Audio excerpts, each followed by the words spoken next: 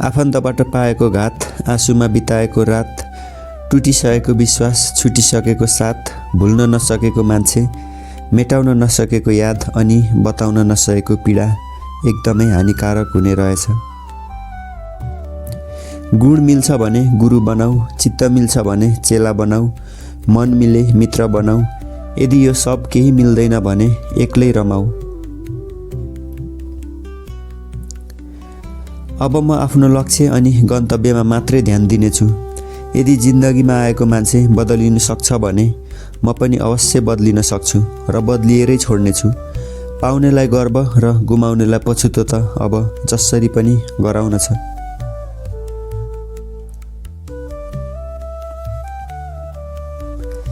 सफलताको परिभाषा त त्यति धेरै जान्दिनँ म, तर आज थुकेर जानेहरूलाई भोलि लुकेर हेर्ने त जसरी पनि बनाउन छ। बस त्यति बेलासम्म साथ नछोड है जिन्दगी।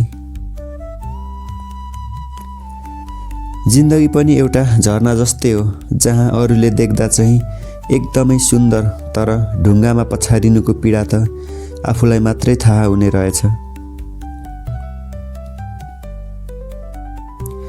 अब म सबैबाट कतै हराउन चाहन्छु, जहाँ मलाई कस्तो भयो, कस्तो छु अनि कहाँ छु भनेर कसैलाई केही पनि थाहा नहोस् र मैले केही व्याख्या गर्न नपरोस्। पीडा त मैले पनि लुकाएको छु नि, अलिकति मनमा अनि अलिकति मुस्कानमा। खै कसरी पुरा गर्ने होला है देखेका ती ठुला ठुला सपनाहरू। यहाँ सानो सानो आवश्यकताहरू त पुरा गर्न एकदमै कठिन भइरहेको छ।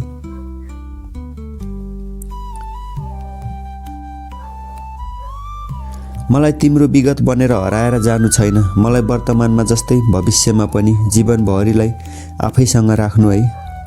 अनि मैले पनि अनमोल चिजहरू त दिन नसकुँला, तर अनगिन्ती माया, साथ र समय भने जीवनभर दिनेछु।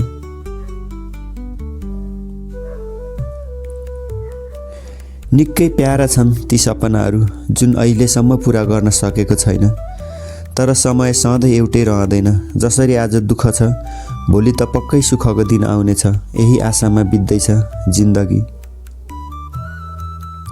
मैले रिसाएर पनि हेरेँ, तर यो थाहा पाएँ कि मान्छेहरू सम्झाउन भन्दा पनि बढी छोड्नु छिटो तयार हुने रहेछन्। अब कसैसँग केही गुनासो छैन। उनीहरू सही, म गलत, कुरै सकियो। भाग्यमानले रहेछ सबै थोक पाउने, अभागीले त पाएको पनि गुमाउनु पर्ने रहेछ। जब म असफल भएँ नि, तब सबैको मलाई हेर्ने नजर फेरियो, तर मेरी आमाले अझै पनि मलाई आशाको नजरले हेर्नुहुन्छ। शब्दहरू सुन्दा त माया नै छ जस्तो लाग्थ्यो, तर तिम्रो व्यवहारहरूले नै मलाई अल्झायो। मलाई अगाडि राख या नराख, तर मलाई त्यहाँ पनि नराखिदेऊ जहाँ कोही पहिलेदेखि नै छ। म थाकेर बस्न सक्छु, तर हरेस भने कहिले पनि खाने छैन। सफल नभए पनि प्रयास सधैँ जारी नै रहनेछ। सोचेको जस्तो जिन्दगी त जसरी पनि बनाउन छ।